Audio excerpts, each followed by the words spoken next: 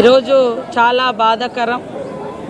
ఈ రాష్ట్రంలో బడుగు బలహీన పేద వర్గాల కోసం జీవితమంతా పోరాడినటువంటి కమ్యూనిస్టు పార్టీ పోరాట యోధుడు, మరి ఎన్నో పేదల హక్కుల కోసం, ఎన్నో కార్మిక చట్టాల కోసం పోరాడినటువంటి సురవరం సుధాకర్ రెడ్డి గారు ఈరోజు మరణించడం బడుగు బలహీన వర్గాలకు, పేదలకు, మరి కార్మిక లోకానికి, మా అందరికీ కూడా తీరని లోటు.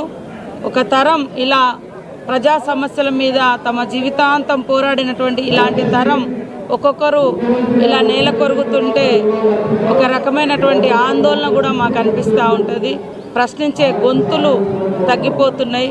మరి వాళ్ళు ఎంతో నిబద్ధతతోటి జీవితాన్ని పూర్తిగా అనేక సమస్యలు, నిర్బంధాలు, కష్టాలు, జైలు జీవితాలు వచ్చినా కూడా పోరాటం నుంచి వెనుకడుగు వేయకుండా ముందుకే సాగినటువంటి మహానాయకుడు సుధాకర్ రెడ్డి గారి మరణం పట్ల మరి మేము తీవ్రమైనటువంటి మానసిక వేదనను కలిగించింది.